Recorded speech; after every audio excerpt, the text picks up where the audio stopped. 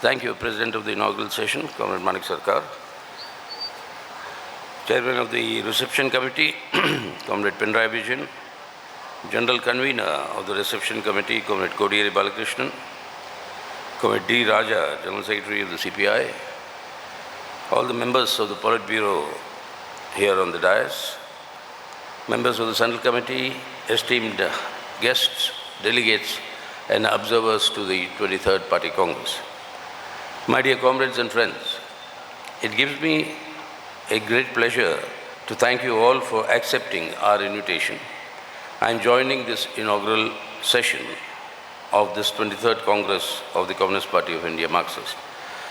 We are gratified at the presence of eminent public figures, distinguished veteran leaders of the communist movement, and leaders of various contingents of the people's struggles. I wish to thank Comrade D. Raja for his physical presence here to greet our Congress. Comrades Devrata Bishwas, General Secretary, All India Forward Bloc. Comrade Manoj Bhattacharya, General Secretary, Revolutionary Socialist Party. Comrade Dipankar Bhattacharya, General Secretary of the CPI ML Liberation, for some compelling reasons have not been able to physically participate. They have, however, sent their greetings and fraternal messages to the Party Congress, which are being circulated, and they will be read out in the inaugural session. In the present context, the working together of the left parties to strengthen left unity is of vital importance to meet the current challenges being faced by our working people, by the Secular Democratic Republic of India, and the constitutional order. The greetings of the left parties reflect the mutual desire to resolve and strengthen the left unity, which is vital for our country today. Comrades and friends, we are meeting at this region of Kannur, which has historically been a crucible for civilizational churning and the confluence of many cultures. This is also the birthplace of the communist movement in Kerala and one of the outposts of the communist movement in India. Religiously oriented people usually go on tirth yatras to visit various shrines to get blessings. A communist or a revolutionary goes on a tirth yatra to the places which have been the ground, the earth on which the revolutionary movement advanced, and to pay homage like we are here in Kannur, because no Tirth Yatra for a revolutionary would be complete without visiting Kannur, paying homage to the Kayyur martyrs, paying homage to the Karivellur martyrs, and draw inspiration from the strength of the revolutionary movement and traditions here. Pinarayi, from whose name our Chief Minister, our Politburo member, our leader draws his name, village, hosted the first Communist Party conference in Kerala. The legends of the communist movement, Comrade P. Krishnapilla, Comrade A.M.S. Nambudripad, Comrade A.K. Gopalan, and many others were delegates to this conference. With Comrade P. Krishnapilla as the secretary, the Communist Party started functioning initially from a place called Chirakkal in Kannur, braving intense repression, often having to work from underground, particularly when the party was banned. These dedicated comrades carried forward the revolutionary struggles, laying the foundation for the communist movement in Kerala and for the communist movement, in that sense, contributing to the communist movement in India. The anticipatory vision of the communists, their dedicated struggles, earned the confidence to make the Kerala communist movement a formidable outpost for the Indian revolutionary movement. The organizing committee for this Congress has compiled this rich history, revolutionary history of Kannur, in a small booklet called Kannur, the Red Land. That is being circulated to all of you, and I only appeal to all of you to just read it so that we can draw the necessary inspiration. inspiration for galvanizing the party in today's conditions. And in the challenges that we face in today's conditions, it's most appropriate that this 23rd Party Congress is being held here in Kannur, and we are determined to draw the inspiration from this land in order to strengthen the Communist Party and the Communist movement in the country, which is of vital importance. Dear comrades and friends, for more than 4 years since the last Party Congress, or during these 4 years, it was exactly in April 2018 that we last met. For more than 2 of these 4 years, the world has been plagued, including India, by the COVID pandemic. This has wreaked havoc, disrupting the lives of millions of people. Even before this pandemic struck, the global economy as well as the Indian economy was actually on a very severe downslide, moving towards an economic recession. The pandemic worsened this situation, and during the pandemic, the economic recession that set in was marked by the lust of capitalism for profit maximization, and it completely exposed the gross inadequacy of capitalism as a system in meeting the requirements of the people, particularly in providing universal health care. In contrast, we saw the experience of the socialist countries, how they dealt with the COVID pandemic and re-energized their economies to bounce back onto a growth path. This contrast between capitalism and socialism as systems has once again established the superiority of socialism. And the conditions in India at the same time have also demonstrated that where a government led by the CPIM and LDF government in Kerala, the manner in which it had handled the pandemic had earned both domestic and international acclaim as the Kerala model, and where you have parties dedicated to the cause of the people or people-centric, then the handling of the pandemic was seen with a marked difference from what the capitalist countries did. This pincer attack of COVID and the economic recession has led to alarming levels of growth in hunger, poverty, educational deprivation, intensified exploitation of the working people, along with growing unemployment.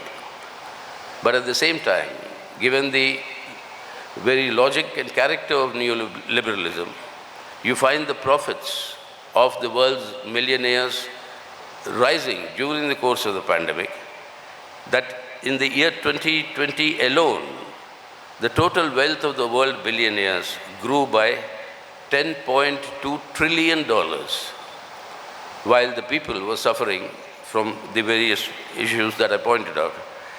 And in India, the top 10 people, 10 individuals, during the course of the pandemic, have grown their wealth to hold 57% of our country's wealth, as opposed to the share of the bottom 50% of our people, who actually have a share of only 13% of the wealth.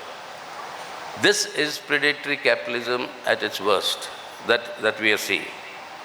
Now, in this quest to control the government so that these predatory policies can be followed, the market political rightward shift is taking place in every country.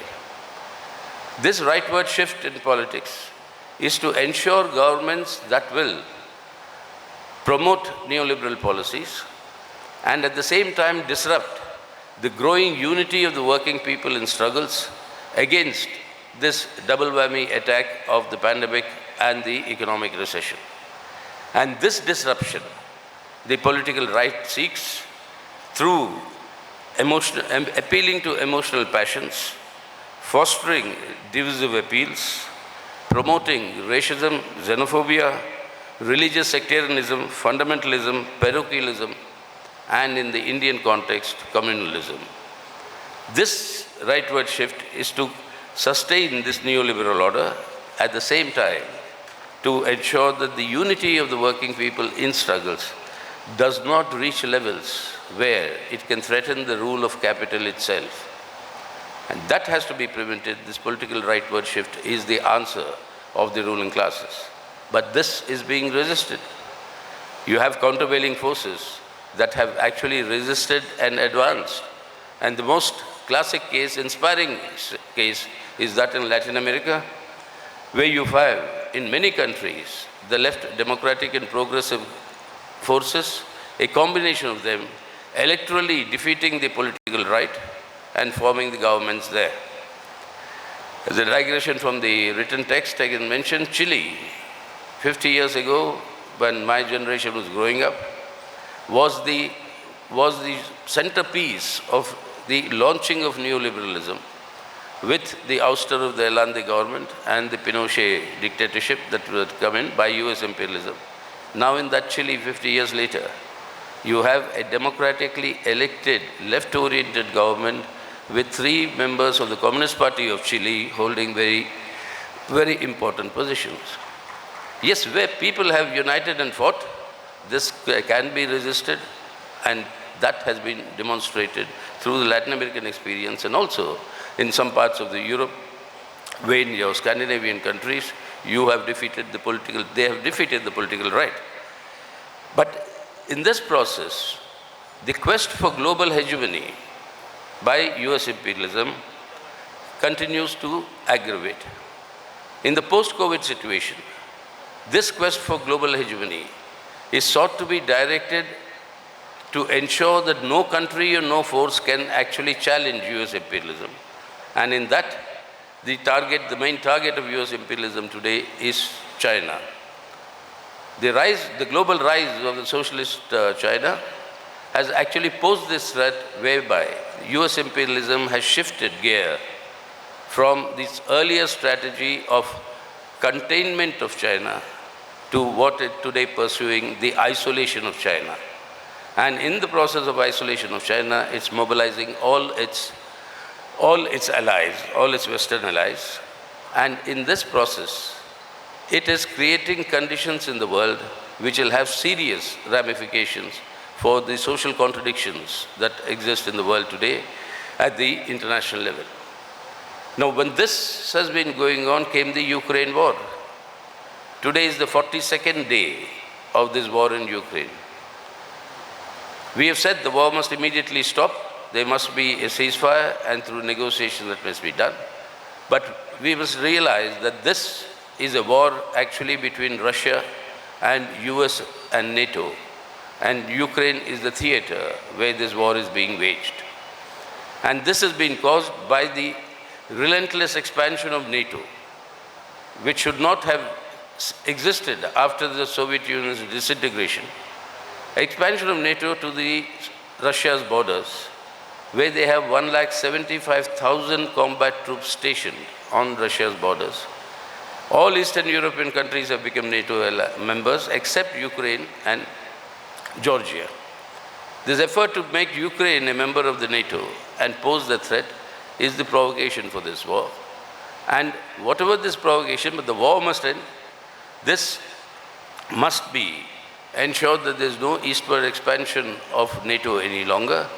And this must be ensured, but at the current moment, the war continues to rage on. But the actual culprit behind this is the quest for global hegemony by US imperialism, which is the reason for NATO's expansion. Now, in this context, while this war has set in, many more developments that will have international ramifications, along with the US imperialism's thrust for strengthening its hegemony. In this context, the role of India has come into focus, with India consistently abstaining on all anti-Russia resolutions in the United Nations. During the last 7 years, particularly, there's been a trend happening earlier, but during these last 7 years, under this BJP rule, India was taken to a position where its status as a subordinate junior ally of US imperialism was cemented. We've joined imperialist alliances, imperialist military arrangements, and with lots of treaties, India became a junior partner of US imperialism. But with the war in Ukraine, the futility of taking up this sort of a direction in India's foreign policy of becoming an appendage to US imperialism, that futility has been thoroughly exposed. It is clear from these developments that India has to pursue an independent foreign policy, maintaining the supremacy of its own national interests first, and not becoming an appendage to any imperialist bloc. And therefore, the time has come for this Modi government to reconsider withdrawing from the Quad, which is a military alliance with USA, Australia and Japan, and with military exercises being conducted. India should start distancing itself from the Quad and should actually think in terms of exiting the Quad, because in these conditions of today, after the Ukraine war, in these new conditions, this entire futility of this approach has been proven. While these developments are going on in the international sphere, dear comrades and friends, these 4 years, particularly since the return of the BJP to form the government in 2019, India has been subjected to the aggressive pursuit of the Hindutva agenda of the fascistic RSS. The BJP government is adopted a multi-pronged attack in pursuit of this agenda, and the aggressive neoliberal reforms that it is pursuing, which is strengthening the communal corporate nexus that we spoke of in our 22nd Party Congress, which is brazenly promoting crony capitalism with the wholesale loot of our national assets, is legalizing political corruption and simultaneously imposing a full-fledged authoritarianism and authoritarian state apparatus with the complete attack on the democratic rights and civil liberties of individuals that are guaranteed by the Constitution. What we therefore see is the undermining of the Indian Constitution and change the character of the Indian Republic. All the 4 fundamental pillars, foundational pillars of the Indian Constitution, that is secular democracy, federalism, social justice, and economic sovereignty. Every single of these fundamental pillars is under assault today. The implementation of the fascistic RSS agenda of their Hindutva Rashtra requires a unitary state structure, which is completely contradictory to the federal state structure that is given in our Indian Constitution. So, to achieve this objective, they are simultaneously undermining, that is the government, BJP government, undermining the independence and authority of every single institution created by the Indian Constitution. Beginning from the Parliament itself, laws are made without any discussion whatsoever. The judiciary, the Election Commission, the CPI, the ED, every one of these independent institutions, their independence is being compromised, and there is a determined attempt also in this process to aggressively carry forward this agenda while not paying any concern whatsoever to the problems that people are facing. There's no question of any relief to all the mishandling of the COVID pandemic by this central government. We have seen the manner in which corpses have floated on rivers like the Ganga, but the concern for people's livelihood, their growing unemployment, their hunger, their poverty, none of that has any priority with this government. On the contrary, today I think is the 14th time that the price of petrol has been hiked, petrol and diesel. You have this constant daily rises in the prices leading to a galloping inflation, which is compounding the miseries of the people. But at the same time, when they are ruining the lives of the majority of our people, pursuing this direction of undermining our Constitution and its independent institutions, it has succeeded, which we must recognize, in creating an overarching Hindutva identity in our country, which is the mainstay, that is the sharpening of communal polarization through the spread of hatred and violence. polarizing the Indian society. This sharpening of communal polarization is the main stay for their political and electoral mobilization. That reality we must recognize. So therefore, under these circumstances, it is essential that the BJP has to be isolated and defeated in order to strengthen the people's struggles for a better life, to safeguard the secular democratic character of the Indian Republic and the Indian Constitution. Isolating the BJP cannot be achieved only electorally, but it will have to be undertaken by conducting sustained efforts in the political, ideological and cultural social spheres. This 23rd Party Congress will discuss the concrete steps that need to be undertaken to strengthen the struggle against this Hindutva agenda. The foremost task before us in this Congress, therefore, is to focus on substantially increasing the independent strength of the CPIM and its political intervention capacities. On this basis, to strengthen the unity of the left forces, sharpening class and mass struggles. And on that basis of these struggles, to forge the unity of left and democratic forces on the basis of an alternative program, which will be the alternative to the ruling bourgeois landlord classes. And in order to defeat the BJP, to forge the broadest possible front of all secular forces against Hindutva communalism. These four measures are the direction in which we'll concretize in this Congress deliberations, how we'll proceed on this basis. And therefore the CPIM appeals to all left secular democratic forces to come together in order to isolate and defeat the BJP. All political parties that proclaim secularism must rise to the occasion to discharge this patriotic duty. The Congress Party, along with some other regional parties, must set their houses in order and decide where they stand to safeguard the secular democratic character of the Indian Republic. Prevarications, compromising attitudes towards communalism can only lead, as experience has shown, to an exodus from such parties towards the communal forces. Hindutva communalism can only be combated by championing uncompromising secularism. And that is a point that must be underlined in today's context to strengthen the struggle to meet the challenges that we face.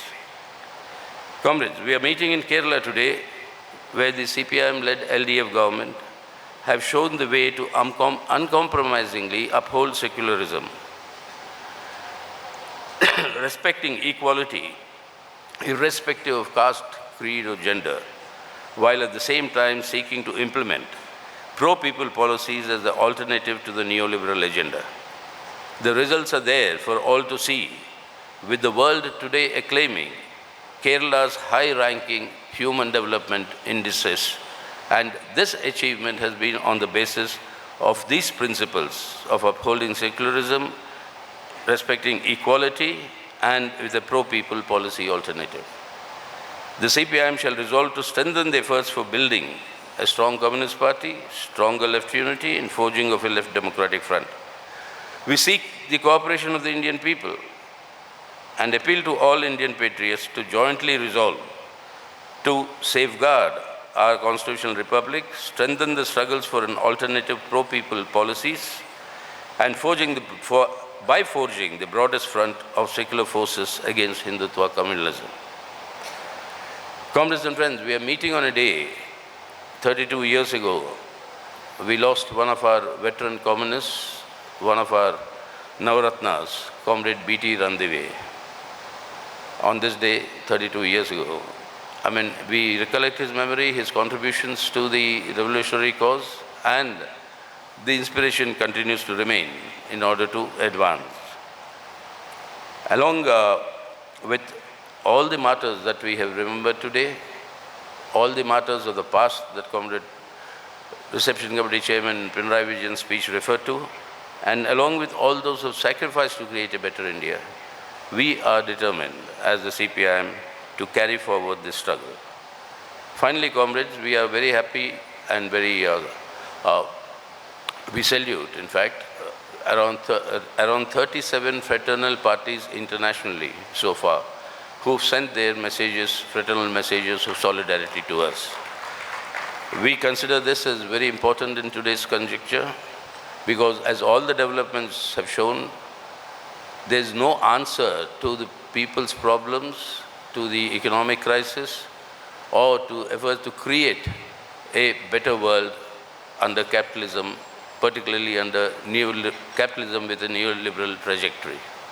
The only alternative is socialism, and we are committed that that political alternative of socialism has to be strengthened, and we assure all these parties who have sent us their fraternal greetings that we send back our fraternal solidarity to all of you to strengthen the political alternative in your countries while we shall strive to strengthen it in our country, because the future, the only future that human civilization can ever have is that of socialism, and we shall march towards that socialism, strengthening ourselves. So that is the message we want to convey to these parties, and I thank you all for coming and joining us in this inaugural session. My red salutes to all of you.